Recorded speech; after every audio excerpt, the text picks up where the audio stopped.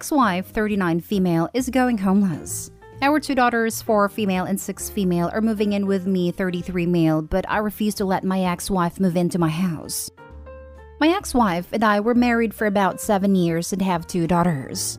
The end of our marriage was rocky and she ended up divorcing me about a year and a half ago. It was a hard time for me, but after everything was finalized, I understood that the divorce was really needed, and I'm truly happy now. I have moved on long ago and progressing in my life like never before. We have a good co-parenting relationship, but nothing more.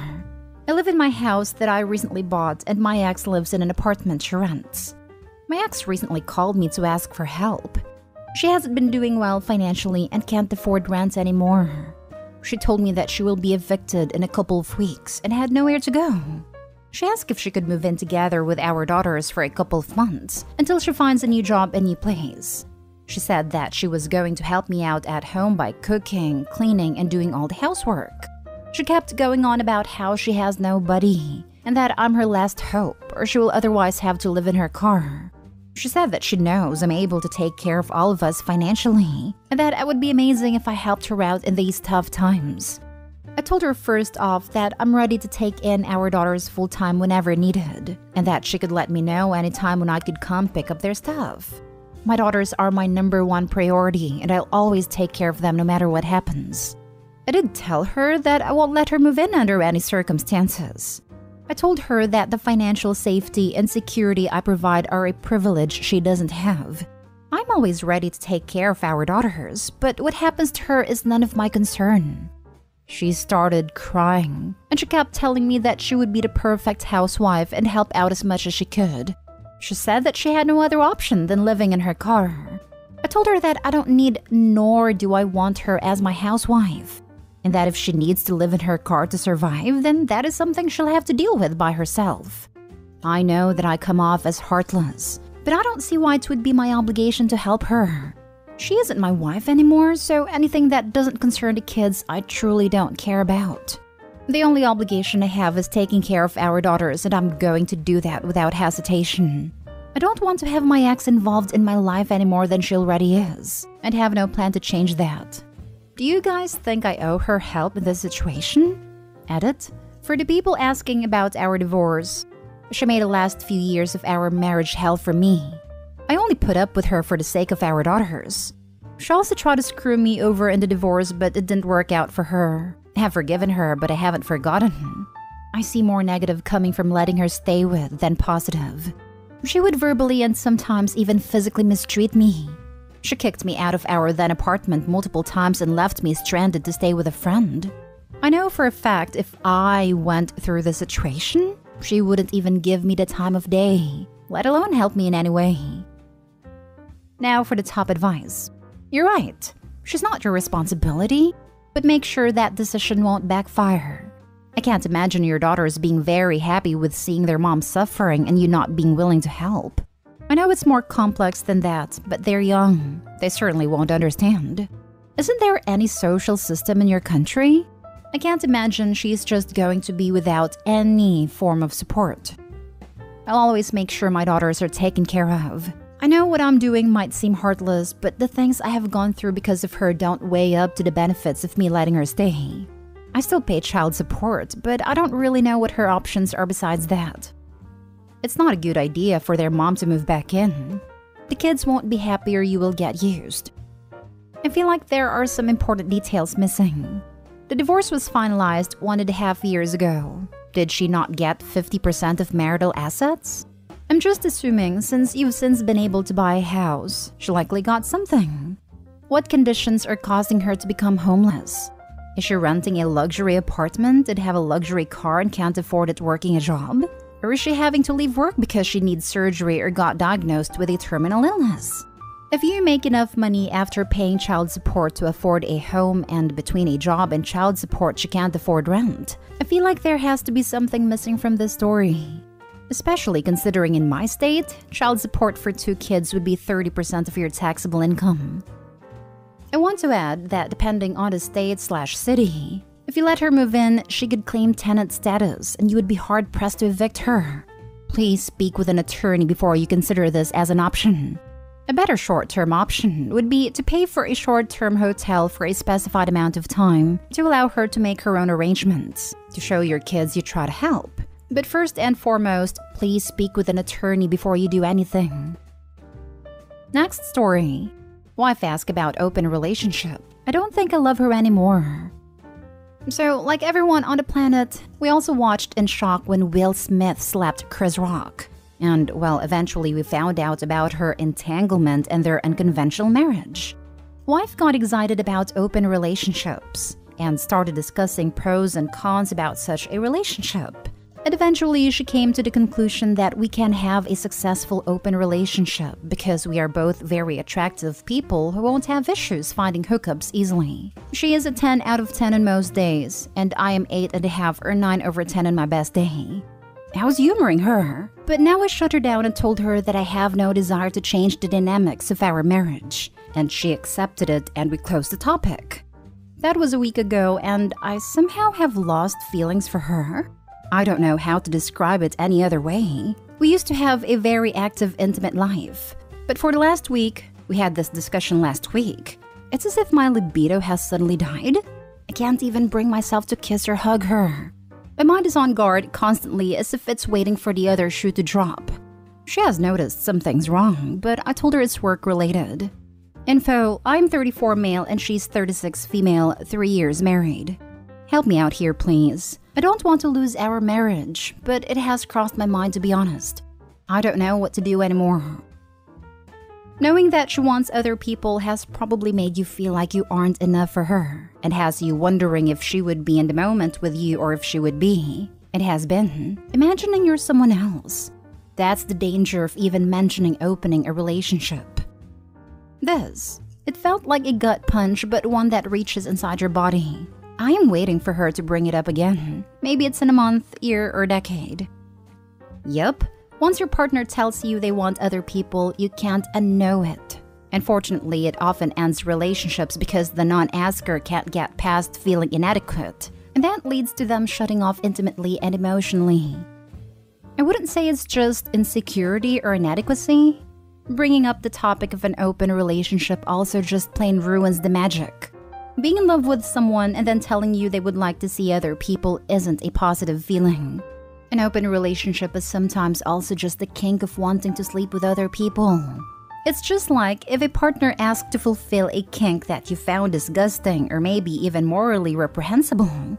That's also a way someone would look at another permanently differently afterwards. It also could be the way she was so excited about it. She mentioned how good both of you looked and how easy it would be to find other people. She completely missed the point. It's easy to find others to hook up with. She completely took you out of the picture. She didn't even ask you what you thought of open marriages before proposing the idea. I too don't think I'd be happy if that was requested by my husband, even if he dropped the idea. I'd wonder if he's been unhappy in the marriage and for how long. My heart would have been so torn by the consideration of it by him. Thank you for understanding. My heart is torn that she was even considering this. I get it, man. I'd be crushed if my wife was willing to do this, and it would make me question everything I ever thought. I think I'd try marriage counseling. Prof Plum said it well. I'll add that feelings of insecurity are likely to continue and grow worse when you start analyzing what she's doing, where she's going, who she's going/doing it with. If my wife of almost 20 years just started talking about wanting to open our relationship up, I imagine I would be in the same boat as you. Once this topic is broached, there's really no going back from it. Unfortunately, it will always be in the back of your mind and can be a relationship ending. The fact it's affecting you to the point you've lost feelings of affection and intimacy for your wife isn't good. Don't rug sweep it or lie about it. Be honest with your partner. Let her know this is what's bothering you. Maybe the feelings will come back. I can guarantee they won't if you continue to not talk about it. Next story is titled, Fiancé left me after betraying my trust and I'm not sure how to feel. My 32 male fiancé, 32 female of 10 years in a fantastic relationship, developed feelings for another man after a very brief attempt at an open relationship, and then cut contact with him saying she would work on repairing our relationship. I convinced her that he was manipulative and bad for her, and she agreed. She blocked him online and committed to stay with me. But 3 weeks ago, he managed to find a way to sneakily send her a message via another app saying, "I miss you." She said it brought up emotions in her, but she promised to not respond to him and we moved forward. Since then, only 3 weeks, she became distant with me, and we started arguing because I could feel her pulling away. Not loud, shouty fights, but some uncomfortable discussions. I made my demands clear that I expected her to work on repairing our relationship. She was falling into a serious depression, and so she was not even able to hear me speak about how hurt I was about all this, without her getting defensive and angry. I was left trying to comfort and take care of her without being able to express my feelings. One night, after a relatively small argument, she suddenly became very angry and cold with me, and I didn't know why. The next morning, she broke up with me virtually out of the blue. When just 5 days earlier, she had given me a ring as a symbolic token of her commitment to me. After breaking up with me, she then admitted to me she had phoned the other guy the previous night while I was out of the house to tell him that she missed him too. I was devastated and completely destroyed. Since then, she insists that he was not the reason she broke up with me, and that there were other things that she wasn't happy with, like our communication styles and our intimate life, though she had not brought up these things as serious problems ever before.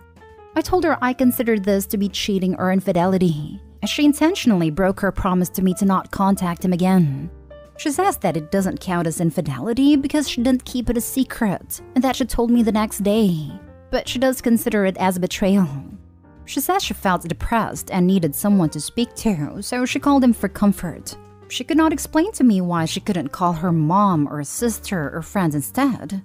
She also says that despite her betrayal, she feels like I've hurt her just as much, though when I ask why she can't give me any answer, I can understand. I actually think a betrayal sounds worse than infidelity. I don't really care what we call it, but to me it seems like she is minimizing how bad her actions actually were. To me, it was a complete breach of trust and honesty. Edit, she also told me she's leaving because she wants to be single and explore again. I guess after rediscovering her sexuality, via my help through the years. She was never intimately attuned all along. She even says she wanted to spend her life and grow old with me, but she needs to be single and explore for 2 to 3 years. Not sure if this is just a lie to make me feel better or something. All of this is very out of character for her, and her personality changes started happening the week her doctor doubled her antidepressant meds. Any advice with this? Now for the advice. This is one of those times where OP badly needs to recognize they are fighting for nothing. The relationship cannot be saved. When you had to convince her that this other guy was bad news, it was already over. You just need to accept it and let her go. Good luck. Sometimes I read these and I just can't. I can't imagine how low your self-worth has to be to try to appease these selfish a-holes. And then when they take a massive crap on them anyways, they come here asking any advice? Leave, run, exit. Any other synonym for escape? Infidelity, betrayal, those are just semantics. At the end of the day, that trust was breached. You should ask her. If her child was going through the same things, would she encourage them to do the same things she did? Based on her answer and her reasoning, you should have an idea of whether or not you really see a future with this person, and if you're both on the same page. If not, ask yourself if you're willing to put up with that, and how long can you last in that kind of relationship. P.S. Cries for open relationships are red flags for me personally, so that should have been an indicator already that something was amiss. Open marriage to attempt to fix something that instead should have been done with investing time on each other, better communication, and couples counseling. Play stupid games, win stupid prizes. Open marriage might work if it started from the beginning, but developing feelings for someone down the line is always the risk. It was still emotional cheating. OP, both of you set your relationship on fire when you opened it up. Just realize that the trust is gone and move on. Learn from this and do not do it again. Last story.